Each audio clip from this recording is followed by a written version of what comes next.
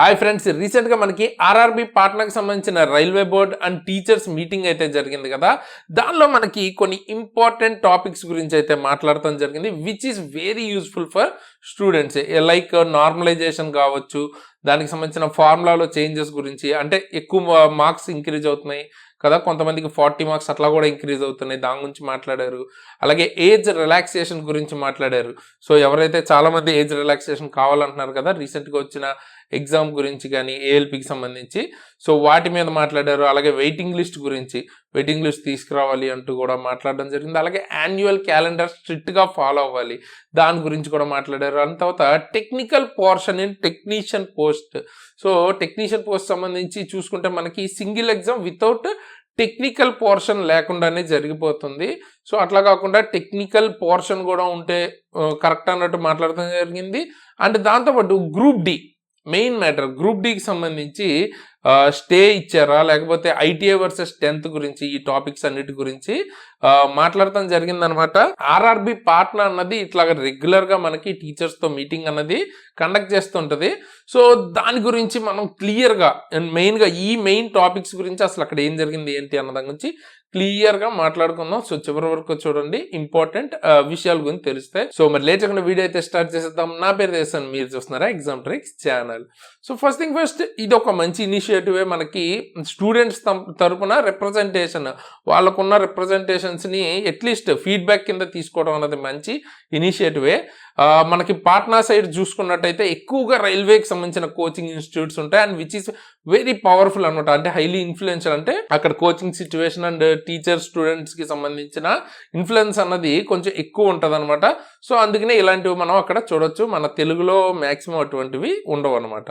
So ఇప్పుడు అసలు అక్కడ ఏం జరిగింది ఏంటి అన్నది మనకి వాళ్ళు చెప్తున్న దాన్ని బట్టి వచ్చిన అప్డేట్ గురించి మాట్లాడుకుందాం. మెయిన్గా నార్మలైజేషన్ ఫార్ములా గురించి అయితే మాట్లాడటం జరిగిందంట. సో నార్మలైజేషన్ ఫార్ములా చూసుకున్నట్టయితే మెయిన్గా ఒక్కొక్క షిఫ్ట్లో తక్కువ మంది ఉండటం వల్ల, అంటే కొన్ని షిఫ్ట్స్ చూసాం మనం 42 అంటే 1000 లోపే ఉంటున్నారు కొన్ని షిఫ్ట్స్కి మనకి thousandsలో ఉంటున్నారు. సో ఇలాగా తక్కువ మంది ఎక్కువ మంది ఉన్న షిఫ్ట్స్ డిఫరెంట్ ఉండటం వల్ల కొంతమందికి 40+ మార్క్స్ ఇట్లా కూడా నార్మలైజేషన్లో 20 మార్క్స్ 30 మార్క్స్ కూడా యాడ్ అవుతున్నాయి.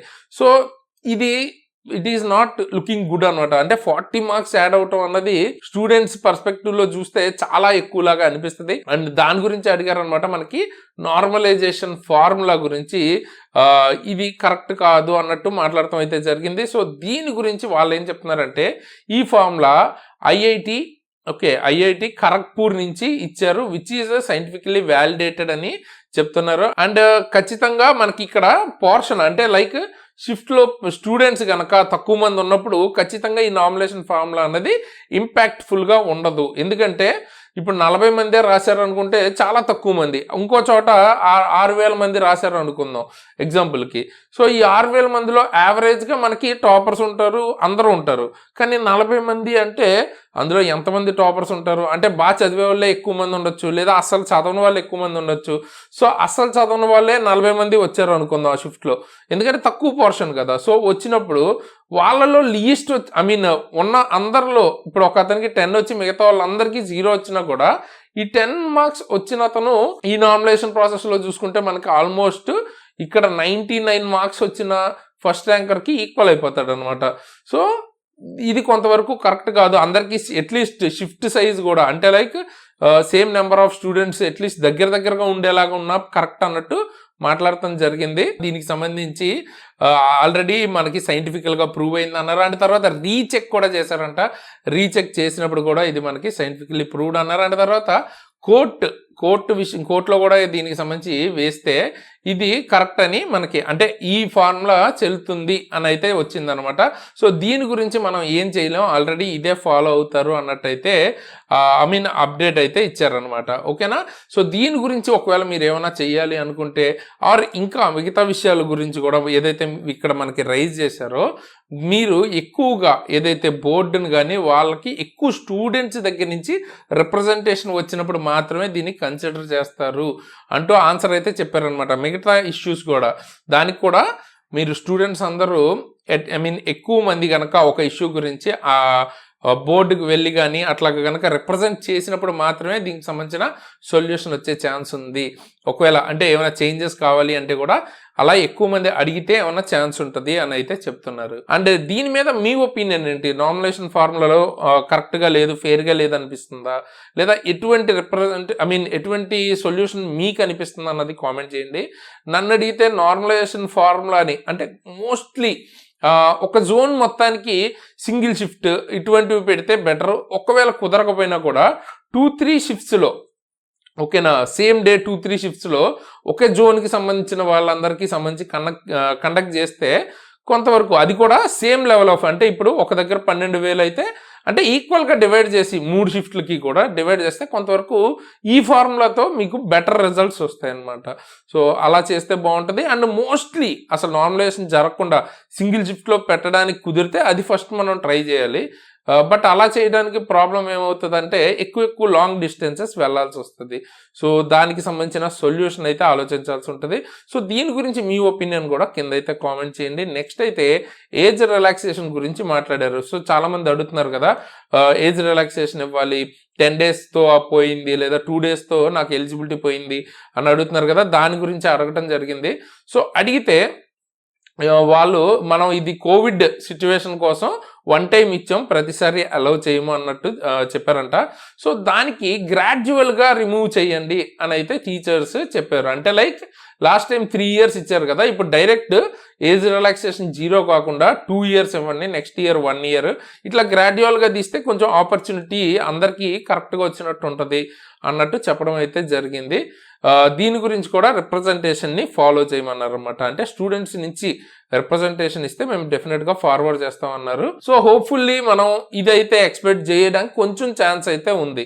ఓకేనా?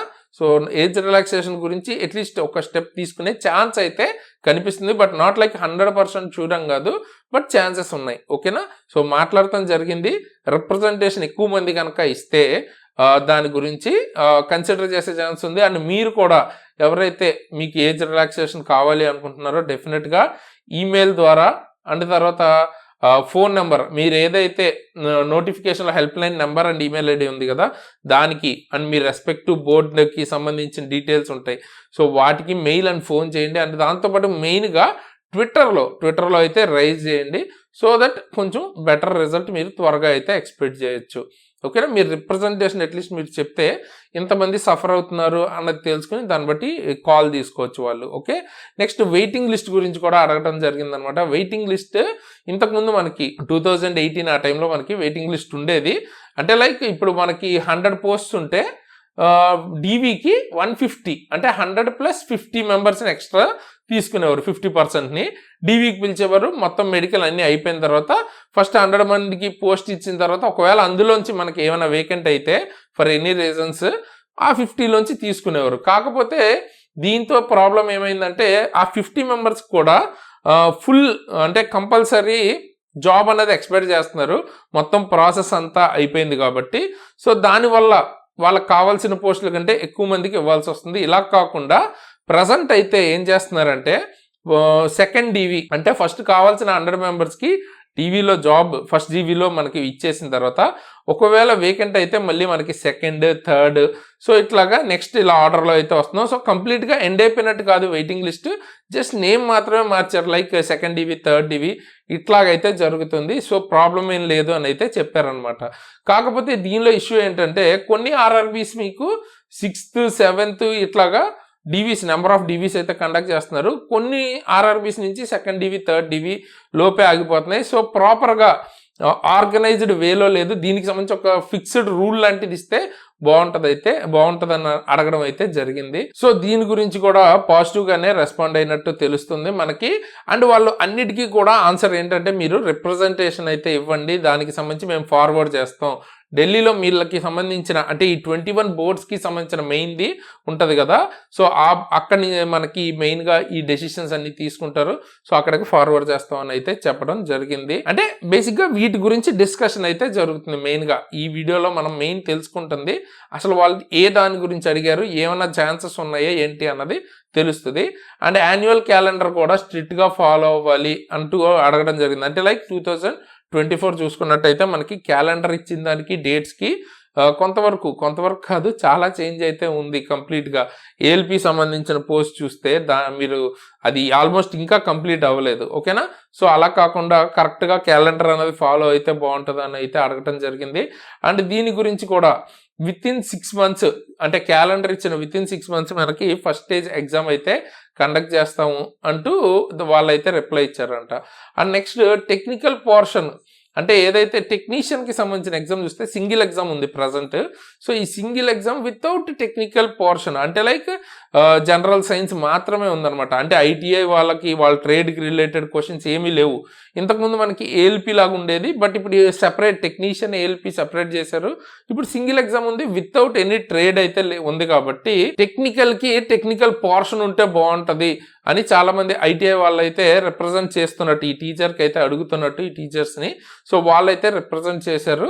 సో అది ఇంకొక important thing. Technical portion at least CBT 2 రూపంలో కానీ, లేదా ట్రేడ్ టెస్ట్ రూపంలో కానీ, లేదా ఒకవేళ సింగిల్ ఎగ్జామ్ పెడితే ఆ సింగిల్ ఎగ్జామ్లోనే ఎంతో కొంత పోర్షన్ టెక్నికల్ ఉండేలాగా ప్లాన్ చేయమంటూ రిక్వెస్ట్ అయితే చేశారంట.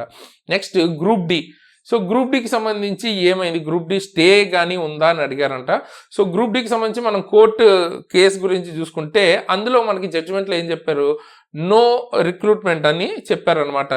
ఎప్పుడు వరకు, నెక్స్ట్ హీరింగ్ వరకు రిక్రూట్మెంట్ అయితే ఉండదు. సో అంటే లైక్ నెక్స్ట్ అంటే మనకి ఇంకా ఫైనలైజ్ అవ్వలేదు. ఆల్మోస్ట్ నెక్స్ట్ హీరింగ్ మీకు 26th July అయితే ఉందన్నమాట. సో అప్పుడు మనకి మోస్ట్లీ దీని గురించి రివీల్ అయితే అవుతుంది. So as of no stay అయితే ఇవ్వలేదని అయితే ఆయన చెప్పారు, కానీ ఆల్మోస్ట్ లైక్ ఇది స్టే అని అయితే అనుకోవచ్చు. ఎందుకంటే 26th వరకు ఇంకా మీకు మ్యాక్సిమం దానికి సంబంధించి అప్డేట్ ఏమి ఉండదు. సో 26th అంటే చాలా లాంగ్ టైం, చాలా గ్యాప్ ఉంది. సో ఫాస్ట్గా అయితే బాగుండేది, బట్ అది కోర్ట్ మ్యాటర్ కాబట్టి మనం ఏం చేయలేం. సో 26th వరకు మనకి ప్రజెంట్ అయితే పూర్తిగా క్యాన్సిల్ అయితే అయిపోయినట్టు కాదు. సో 26th July మనకి కేసు హీరింగ్ అయితే ఉంది కాబట్టి అప్పుడు తెలియచ్చు. అండ్ మీరు ఐటీఐ అండ్ 10th గురించి కూడా మీ టేక్ ఏంటి అని అడిగితే కూడా ఈ గ్రూప్ డికి సంబంధించిన జాబ్స్ అన్న మనకి అసిస్టెంట్ లెవెల్ జాబ్స్ కదా, like they are helping to the technicians కానీ అదే ఉంటుంది. కాబట్టి టెక్నికల్ నాలెడ్జ్ అన్నది అంత ఇంపార్టెంట్ కాదు, ఇది నాన్ టెక్నికల్ పోస్టే అని బిలీవ్ చేస్తున్నట్టు చెప్తున్నారు. సో 10th ఉంటే సరిపోతుంది అనుకున్నప్పుడు 2019 ఆ టైంలో మనకి ఆ నోటీస్ ఏదైతే ఐటీఐ కంపల్సరీ అని ఎందుకు ఇచ్చారని అడగటం అయితే జరిగింది. దాన్ని మిస్టేక్ కిందే వాళ్ళు కూడా ఫీల్ అవుతున్నారు. సో అది మిస్టేకే. సో దానివల్ల ఇదంతా జరిగిందని అయితే వాళ్ళు చెప్పడం అయితే జరిగిందంట. సో ఎలా అయినా ఇది మనకి కోర్టులో ఉంది కాబట్టి ఐటీఐ ఇష్యూ, సో ఎలాగో మనకి అక్కడి నుంచి ఆన్సర్ అయితే వస్తుంది. సో అప్పటిదాకా మనకి వీళ్ళు ఏం చెప్పినా సో ఫైనల్గా మళ్ళీ మనకి కోర్ట్ హీరింగ్, కోర్ట్ జడ్జిమెంట్ అన్నది ఇంపార్టెంట్. సో అప్పటిదాకా వెయిట్ అయితే చేయాల్సిందే July 26th. సో ఇవి మనకి కొన్ని ఇంపార్టెంట్ టాపిక్స్ మనకి రైల్వే రిఫార్మ్స్కి సంబంధించి ఆర్ఆర్బి పాట్నా బోర్డ్ అండ్ టీచర్స్కి సంబంధించిన మీటింగ్లో డిస్కస్ చేసింది. వీటి మీద మీ ఒపీనియన్ ఏంటి అండ్ ఇంకేమైనా అడగాల్సిన టాపిక్స్ ఉన్నాయా అన్నది కూడా కింద కామెంట్ చేయండి. అండ్ ఫ్రెండ్స్, మీరు కనుక రైల్వేకి ప్రిపేర్ అవుతుంటే అది ఏఎల్పి అయినా, గ్రూప్ డి అయినా, ఎన్టీబీసీ అయినా మీకు క్లాసెస్ అయితే మన ఎగ్జామ్ ట్రిక్స్ యాప్లో అయితే దొరుకుతాయి. Individual courses like physics, chemistry, biology, maths ఇట్లాగా ఇండివిజువల్గా దొరుకుతుంది. లేదా మీరు ఫుల్ కోర్సులు లైక్ గ్రూప్ డి ఇటువంటివి తీసుకోవాలన్నా దొరుకుతాయి అనమాట. చాలా తక్కువ ప్రైస్కి, ఒక పుస్తకం కొనుక్కున్న దానికంటే చాలా తక్కువ ప్రైస్కి మీకు క్లాసెస్ విత్ ఎక్స్ప్లెనేషన్ మీకు మొత్తం వచ్చేస్తుంది. అండ్ అలాగే ఇందులో క్లాసెస్ చెప్పిన నేను కావచ్చు, అండ్ తర్వాత మన టీమ్మేట్స్ కావచ్చు, రైల్వే జాబ్స్ని ఆల్రెడీ క్లియర్ చేసిన వాళ్ళు అనమాట. సో ఆ లెవెల్ ఆఫ్ కంటెంట్ అనేది మీకు దొరుకుతుంది విత్ చాలా తక్కువ ప్రైస్. చూస్తున్నారు కదా మీరు, 299. సో సబ్జెక్ట్కి 299 అంటే చూసుకోవచ్చు. మీరు బుక్ కంటే చాలా తక్కువ ప్రైస్ ఇది మీకు. అదే కూపన్ కోడ్ SARA అని కనుక వాడితే ఓకేనా, ఇంకా 10% డిస్కౌంట్ కూడా వస్తుంది. ఆల్రెడీ తక్కువ ఉంది, ఇంకా తక్కువ ప్రైస్కి దొరుకుతుంది. అండ్ మీరు ఫుల్ కోర్సెస్ తీసుకుంటే చూడొచ్చు మీరు 899, దాని మీద మళ్ళీ 10% డిస్కౌంట్. సో ఆ లెవెల్ మీకు చాలా ఎఫోర్డబుల్ ప్రైసెస్లో మీకు ఫుల్ కోర్సెస్, ఫిట్టర్ కావచ్చు, లేకపోతే బేసిక్ సైన్స్ అండ్ ఇంజనీరింగ్ కావచ్చు, ఏఎల్పి ఫుల్ కోర్స్ కావచ్చు, like CBT1, CBT2, part A, CBT 3 కలిపి మీకు 1199కే వచ్చేస్తుంది. విత్ కూపన్ కోడ్ వాడితే ఇంకా తక్కువకి వస్తుంది. సో సీరియస్ ఆస్పిరెంట్స్ ఎవరైతే ఉన్నారో కంపల్సరీ ఈ క్లాసెస్ని తీసుకోవడానికి అయితే ట్రై చేయండి. డెఫినెట్గా మీకు ఉపయోగపడే ఛాన్సెస్ అయితే హైలీ ఉన్నాయన్నమాట. అండ్ కంప్లీట్గా నేను already ALP technician and NTPC కూడా క్లియర్ చేశాను. సో ఆ level of content exam clear చేయడానికి మీకు ఉపయోగపడే లెవెల్ ఆఫ్ కంటెంట్ అనేది దొరుకుతుంది. సో కింద డిస్క్రిప్షన్లో మన ఎగ్జామ్ట్రిక్స్ యాప్ లింక్ ఉంటుంది. అక్కడి నుంచి మీరు మన ఎగ్జామ్ట్రిక్స్ యాప్ని డౌన్లోడ్ చేసుకుని క్లాసెస్ అయితే తీసుకోవచ్చు. అండ్ మీకు ఏమైనా అప్డేట్స్ అఫీషియల్గా గవర్నమెంట్ జాబ్ రిలేటెడ్ కానీ లేకపోతే రైల్వే రిలేటెడ్ కావాలంటే మన టెలిగ్రామ్ ఛానల్ లింక్ కింద డిస్క్రిప్షన్లో ఉంటుంది. జాయిన్ అవ్వండి. అఫీషియల్ అథెంటిక్ జెన్యున్ ఇన్ఫర్మేషన్ చిన్న అప్డేట్స్ ఏమైనా ఉంటే వీడియో చేయలేని చిన్నవి ఉంటాయి కదా, అటువంటివి అక్కడ పోస్ట్ చేస్తుంటాను. కంప్లీట్ ఇన్ఫర్మేషన్ అనేది కవర్ అవుతుంది. అండ్ పర్సనల్గా నన్ను ఫాలో అవ్వాలనుకుంటే కూడా నా ఇన్స్టాగ్రామ్ ID అండ్ లింక్ అనేది కింద డిస్క్రిప్షన్లో ఉంటుంది. అక్కడి నుంచి మీరు నన్ను ఫాలో అవ్వచ్చు. శరణ్ తేజస్ నా Instagram ID. Okay. And friends, డెఫినెట్గా వీడియోని అయితే లైక్ చేసి మీ ఫ్రెండ్స్కి తప్పకుండా షేర్ చేయండి. సో దట్ నాకు చాలా మోటివేషన్ ఉంటుంది అన్నమాట. ఇటువంటి వీడియోస్ని ఇంకా ఫాస్ట్గా ఇంకా మీకు ఉపయోగపడే వీడియోస్ని ఇంకా ఎక్కువ తీసుకురావడానికి ఉంటుంది. అంతేకాకుండా కొత్త వాళ్ళు అయితే డెఫినెట్గా సబ్స్క్రైబ్ చేసుకుని బెల్ ఐకాన్ని ఆల్లో పెట్టుకుని ఉంచుకోండి. సో దట్ ఇటువంటి అప్డేట్స్ కానీ క్లాసెస్ కానీ మీకు ఉపయోగపడే గైడెన్స్ వీడియోస్ కానీ వస్తుంటే మిస్ అవ్వకుండా ఉంటారు. అండ్ రైల్వే రిక్రూట్మెంట్కి సంబంధించిన బిగ్ అప్డేట్ ఏదైతే మీరు మోడిఫై సంబంధించి option like name, date of birth, mobile, email ఇటువంటివి క్రియేట్ అయిన అకౌంట్ చేసుకునేటప్పుడు మనకి ఇంతకుముందు మోడిఫై ఆప్షన్ లేదు కదా.